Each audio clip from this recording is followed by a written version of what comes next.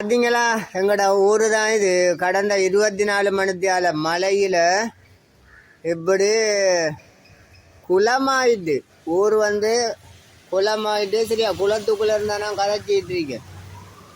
பார்த்தீங்களா, தண்ணிக்குள்ளால போய்த்துக்கல வாப்பா. அப்படி சரியான கஷ்டமாக கிடக்கு. சரியான தண்ணி மயம், சரியான நடு ஊரும் இப்படி தாண்டு போய் கிடக்கு. துவாச்சிங்க. இந்த விடிந்த பொழுதுல அன்பானவர்களே, ஒரு டீ குடிக்கிறதுக்காக வந்திருக்கேன். ஒரு ஹோட்டல் என்று சொன்னால் அது கொஞ்சம் அழகாக அறிக்கணும், ஒரு பார்வைக்கு அழகாக அறிக்கணும், சுத்தம் அறிக்கணும். அந்த வகையில் இந்த ஹோட்டல் எனக்கு பிடிச்ச ஹோட்டல் இது. வாழைச்சேனையில் இருக்கிற ஒரு ஹோட்டல், நவசாத் ஹோட்டல்னு சொல்லி அங்கே ஒரு டீ குடிக்க போகிறோம். டீ குடிக்கக்குள்ள உங்களுக்கு கொஞ்சம் காட்டுறேன். நான் இன்றைக்கு விடிஞ்ச பொழுதுல இன்றைக்கு தான் நம்மளோட விஷயம் அறிவு.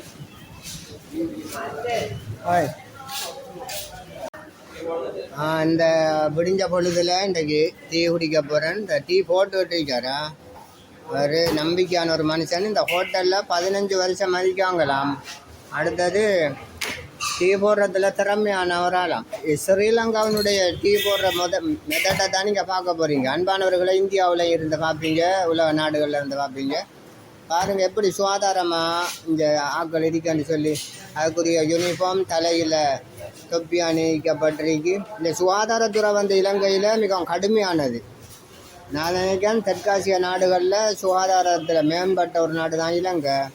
ஆகவே இந்த ஹோட்டல்களில் மிகவும் கண்காணிப்புலாம் இருக்கும் இந்த சுகாதார பிரிவு. அந்த வகையில் சுத்தமான ஒரு டீ குடிக்கிறதுக்கு தான் இங்கே வந்திருக்கேன். எத்தனை ஹோட்டல்கள் இருக்கு, அதனால நான் இங்கே அதான் தெரியும் குடிக்கிறதுக்கு. பாருங்கள் எவ்வளோ அழகாக இருக்குது ஹோட்டல். இப்படி தான் இருக்கணும் ஹோட்டல்னு சொன்னேன்.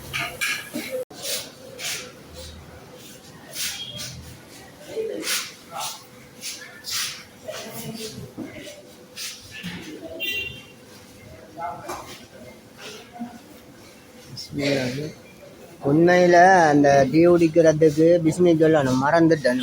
அதால் பிஸ்மில்லாஹி அவ்வளோ ஆஹ்ரஹு இந்த துவா ஓதி போட்டுறேன்.